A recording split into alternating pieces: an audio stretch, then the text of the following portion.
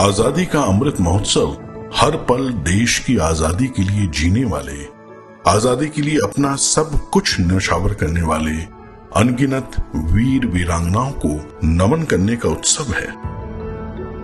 भारत ने सदियों तक मातृभूमि, संस्कृति और आजादी के लिए लंबा संघर्ष किया। भारत के हर कोने में संघर्ष के अनगिनत पुरोधाओं ने आजादी की अलग जगाई। ऐसे सभी पुरोधाओं को, जिनका नाम भी शायद इतिहास की तारीख में शामिल नहीं हो पाया, कृतज्ञ देश अमृत महोत्सव में स्मरण कर रहा है।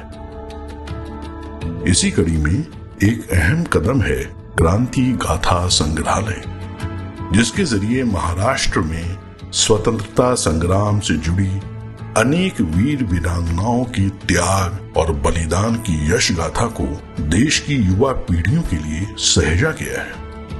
क्रांति गाथा संग्रहालय महाराष्ट्र राजभवन में स्थित एक ब्रिटिश कालीन भूमिगत बंकर का जीर्णोद्धार करके बनाया गया है। 15,000 स्क्वायर फीट में फैले इस बंकर का इस्तेमाल ब्रिटिश सरकार कभी युद्ध उपकरण और गोला बारूद के भंडार के लिए करती थी। 2016 में एक अन्वेषण में इस बंकर का पता चला, जिसे आज एक अनूठे संग्रहालय का रूप दिया गया है। यहाँ दर्ज है ऐसे बलिदानियों और आजादी के दीवानों की शौर्य गाथाएं जो दुर्भाग्यवश इतिहास के पन्नों में कहीं लुप्त हो गई। मराठा साम्राज्य की स्थापना करके हिंदवी स्वराज का नारा देने वाले छत्रपति शिवाजी महाराज क्रांतिकारियों के लिए प्रेरणा स्रोत हैं। 1857 में भारत के प्रथम स्वतंत्रता संग्राम के कुछ ही दशकों के बाद वासुदेव बलवंत फड़के और चाफेकर बंधु जैसे वीरों ने सशस्त्र क्रांति का परचम महाराष्ट्र में लहराया। लोकमान्य तिलक ने धार्मिक और ऐतिहासिक प्रतीकों द्वारा देशवासियों में राष्ट्र भक्ति की भावना को मजबूत किया। विनायक दामोदर सावरकर और उनके बड़े भाई बाबा राव सावरकर ने असंख्य युवाओं के साथ देश की पहली संगठित गुप्त संस्था अभिनव भारत बनाई।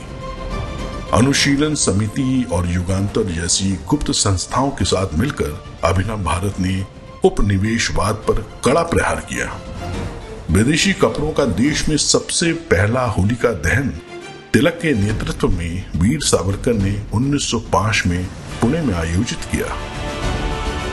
सावरकर की उच्च शिक्षा के लिए लंदन जाने पर अभिनव भारत की शाखाएं यूरोप में भी फैली।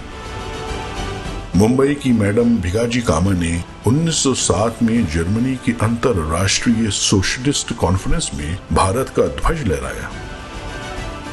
श्यामजी कृष्ण वर्मा, वीरेंद्र नाथ चट्टोपाध्याय, BVS अय्यर, लाला हरदयाल जैसे अनेक वीरों के साथ मिलकर सावरकर ने सशस्त्र क्रांति का विस्तार किया। मदन लाल ढींगरा और अनंत लक्ष्मण कान्हेरे जैसे युवाओं ने प्रमुख अंग्रेज अधिकारियों की हत्याएं की। बौखलाकर दमनकारी शासन ने अभिनव भारत पर अपना शिकंजा कसा।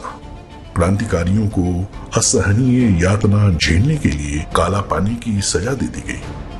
प्रथम विश्व युद्ध के समय जब गदर पार्टी का गठन हुआ तो उसमें महाराष्ट्र के वीर विष्णु गणेश पिंगले और डॉक्टर पांडुरंग खान खोजे जैसे लोग उत्साह से शामिल हुए। 1930 के दशक में भगत सिंह और उनकी संस्था के साथ जुड़कर शिवराम राजगुरु और विश्वनाथ वैशंपायन ने साहस के नए अध्याय लिखे। राजगुरु को भगत सिंह और सुखदेव के साथ 23 मार्च 1931 को फांसी दे दी गई। वासुदेव बलवंत गोगटे ने अंग्रेज अफसर को मारने की कोशिश की। लगातार जारी क्रांतिकारी प्रयासों के बीच नेताजी सुभाष चंद्र बोस के नेतृत्व में आजाद हिंद फौज की वीरता और मुंबई में 1946 की नौसेना विद्रोह का शौर्य सामने आया। आजादी के अनगिनत दीवानों के पराक्रम के सामने साम्राज्यवादी सोच आखिरकार बेबस हुई और भारत सन 1947 में आजाद हुआ। क्रांति गाथा संग्रहालय हमारे स्वतंत्रता सेनानियों के योगदान को संरक्षित करने के लिए एक तीर्थ स्थल से कम नहीं है। आज जब देश महान व्यक्तित्वों के जीवन से प्रेरणा लेकर राष्ट्र निर्माण के संकल्पों की सिद्धि के लिए तेज गति से बढ़ रहा है, तो क्रांति गाथा जैसी पहल हर देशवासी को गर्व से भर देती है। जय हिंद।